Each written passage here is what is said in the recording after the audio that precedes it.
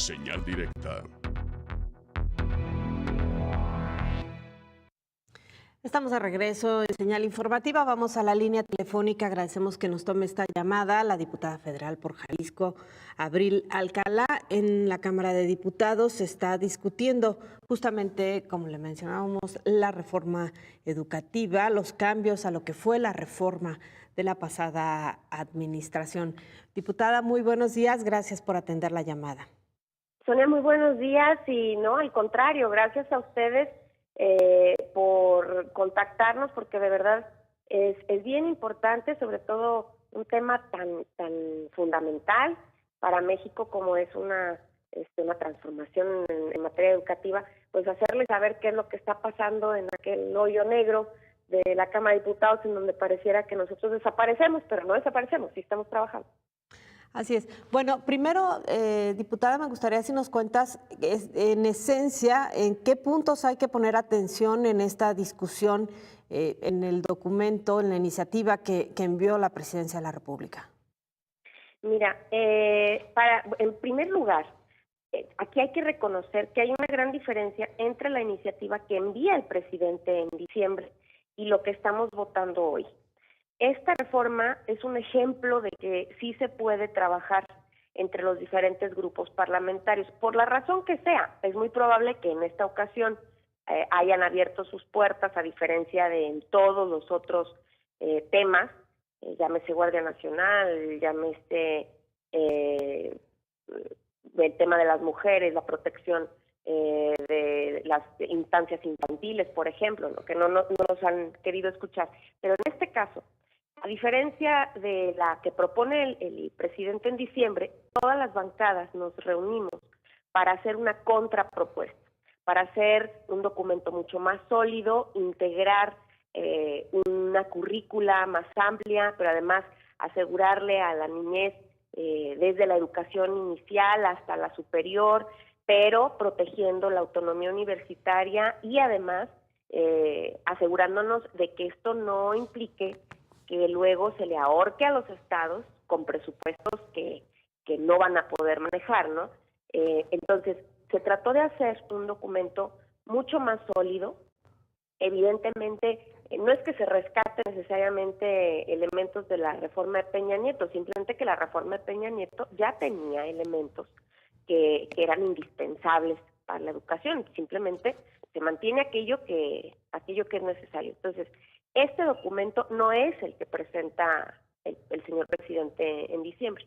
Esto es el trabajo conjunto, consensado. Yo creo que así se debe de legislar, así se debe de trabajar por los mexicanos y las mexicanas. Entonces, estábamos muy contentos de por fin llevar este predictamen a las comisiones a discusión. De verdad fueron meses muy intensos de trabajo.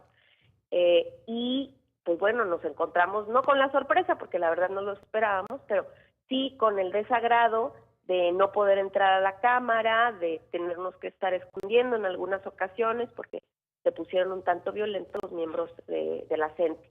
Entonces, de verdad es una pena, porque yo creo, a título personal te lo digo, pero es mi impresión, que muchos de ellos ni siquiera saben a qué se están enfrentando, en qué están en contra de esta reforma, porque en realidad ellos criticaban mucho que la reforma previa había sido laboral, y pues bueno, esta al contrario. Yo creo que el tema laboral y de derechos de los docentes se debe de pelear en otra trinchera. Esta reforma nos aseguramos de que hable del contenido, de el método, de la pedagogía, de cuáles van a ser los objetivos de la enseñanza, o sea, que el objetivo sea ese, que sea educación para la vida, porque de otra manera, si los chiquitos entran y salen de un aula y salen igual, pues no es una guardería, ahí tienen que aprender a ser ciudadanos, vamos.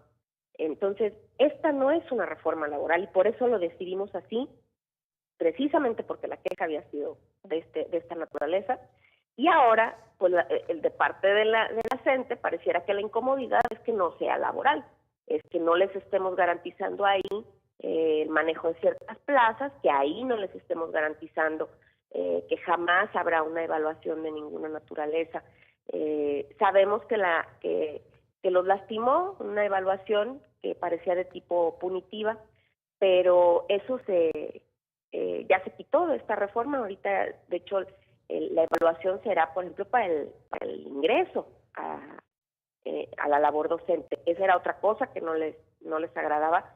Y pues bueno, aquí nada más hay que estar muy pendientes de que ojalá el presidente se mantenga firme, porque pareciera que en los últimos días, a diferencia de los meses previos, que parecía que había voluntad, pareciera que se está cediendo por parte de las autoridades federales de la Secretaría de Educación Pública ante pues las amenazas, ante la intimidación de un grupo que yo creo que además es pequeño, que no representa a los buenos maestros de México.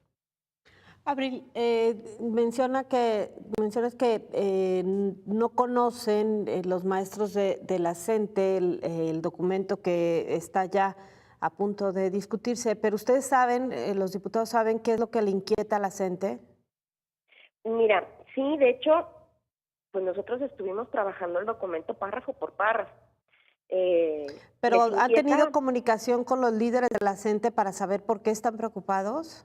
Mira, indirectamente sí. En lo personal no es que se hayan acercado a hacer ningún tipo de presión, sino que sí se han acercado con los grupos parlamentarios, con los coordinadores, y pues obviamente en estos días también se han sentado a hablar con la Secretaría de Educación. Evidentemente lo que les molesta es de todas maneras que no haya un pase automático, que de las normales no tengan ya garantizada la plaza, que me parece bastante poco razonable, porque yo que ningún trabajo se da sin siquiera entrevistar al solicitante, ¿no? Entonces, claro que tiene que haber un proceso de selección para encontrar a los mejores y las mejores, porque eso es lo que se merece la niñez y la juventud de México. Esa es una de las cosas. La otra es que pues están esperando que sí pueda garantizársele una cierta cantidad de plazas a la coordinadora y al sindicato, y pues esto, pues a ver, uno de los logros de estos últimos años había sido recuperar la rectoría de la educación por parte del Estado. Entonces, darles este manejo de las plazas, pues ahora sí que iría completamente en contra del discurso del presidente, ¿no? Si tanto estamos yendo en contra de manejos discrecionales, de algunas corruptelas, etcétera, pues si algo se ha prestado para este tipo de manejos, pues desgraciadamente son esas plazas, e insisto, no es culpa de los maestros, es un sistema que ha permeado desde hace ya décadas y se debe a unos cuantos líderes que de ahí aprovechan para hacerse de poder, pero yo creo que sería absurdo darles ese control. Y bueno, a grandes rasgos tiene que ver con eso, porque se aseguró que no hubiera palabra que los molestara, que la evaluación sea meramente diagnóstica, pero estos yo creo que son los dos ejes, y que bueno, que ellos quieren estar en una especie de estado de excepción. Ahí se hace alusión a que tendrán que regirse por el artículo 123, pero luego hablamos de que en las leyes secundarias se va a definir cuáles son los mecanismos de manejo de los docentes. Entonces, eso les molesta mucho porque ya quisieran, y te digo, este es un grupo, no me refiero para nada a todos los maestros, para nada. Yo, de verdad, a la mayoría que conozco, es gente buena, gente muy dedicada, que además le pone hasta de su bolsillo para sacar adelante a sus niños. Pero este grupo disidente y radical lo que dice es, bueno, no, nosotros queremos que desde ahorita nos aseguren que nos van a manejar en una situación de excepción, y yo creo que pues no es válido, porque además de que la responsabilidad que tienen son vidas de chiquitos en sus manos. Yo creo que el tiempo que los maestros no están en el aula es tiempo que se pierde, tanto del desarrollo de los niños y jóvenes como de su vinculación con el estudio, con la creatividad, con la curiosidad de seguir aprendiendo. Y fíjate, entre tanta manifestación, te doy un dato bien interesante. En los estados de Guerrero, Oaxaca, Chiapas y Michoacán, el promedio de lo que los chiquitos dejan de estudiar gracias a las manifestaciones de los profesores es un año dentro de los 6 años de educación primaria.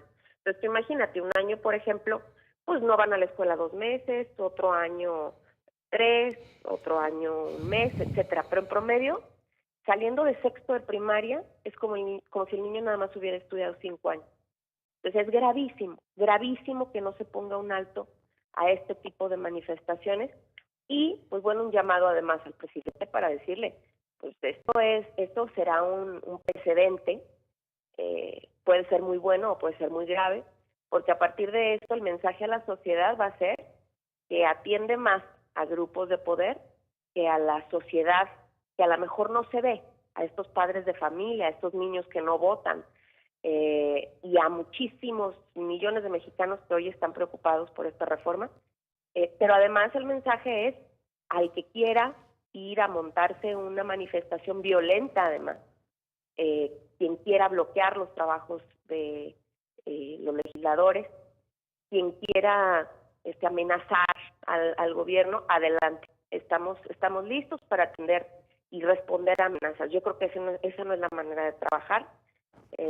A nosotros nos han bloqueado ya 2 semanas, están amenazando con que esta tercera semana tampoco van a dar acceso a la Cámara. Y mira, no nada más están bloqueando un tema educativo, y que reconozcan que hasta ahorita sigue vigente la reforma que tanto detestan. O sea, cada día que se atrasa este trabajo es un día que sigue vigente la reforma previa. Pero están bloqueando otros trabajos importantísimos de defensa a las mujeres, del medio ambiente, de productividad en el campo, muchísimas iniciativas que están atoradas para garantizar los derechos de los artesanos, muchísimas cosas que podrían ya estar mejorando la calidad de vida de mucha gente en México, pues por un grupo, además pequeñísimo, insisto, pues resulta que no avanzamos. Entonces es injusto y además es ilegal. Brevemente, Abril, el fin de semana el gobierno federal ha lanzado señales de que esta reforma no avanzará si no hay un total acuerdo con la CENTE. ¿Ustedes están conformes con esto? No, para nada. De hecho, amanecimos muy preocupados el viernes cuando el secretario Moctezuma presentó una especie de gráfica donde hacía una comparación entre la reforma previa y esta, y es una representación casi caricaturesca, en donde pareciera que sí, que les da puerta abierta a todas las demandas, pero insisto, muchas de ellas muy poco razonables, y el secretario de Educación lo sabe, y de verdad, a partir de ahí hemos estado muy preocupados porque nos quedamos muy contentos el miércoles que habíamos votado finalmente la reforma tal cual, a pesar de la oposición de Morena, y pues ahorita nada más estamos esperando señales. Se van a seguir reuniendo los coordinadores de las diferentes bancadas, y esperamos que quepa la cordura y que finalmente lo que prime sea el interés superior de la niñez y de los jóvenes, porque de otra manera vamos a perder otra vez más generaciones en manos nada más de un grupúsculo que la verdad está primando sus intereses. Y de verdad yo creo que aquí hay que hacer presión, y es un llamado también a la ciudadanía, que por favor le exijan a sus diputados federales por el momento, ya después serán locales, etcétera, pero por el momento le exijan a sus diputados federales que sean conscientes, que tengan criterio, que por favor apoyen una reforma que de verdad le puede hacer mucho, mucho bien al país. Muy bien. Muchísimas gracias, Abril. No, hombre, que agradeces y un saludo, un abrazo muy fuerte a ti y a todos tus radioescuchas. Muchas gracias. Estaremos pendientes, sin duda, una reforma importante para la vida educativa.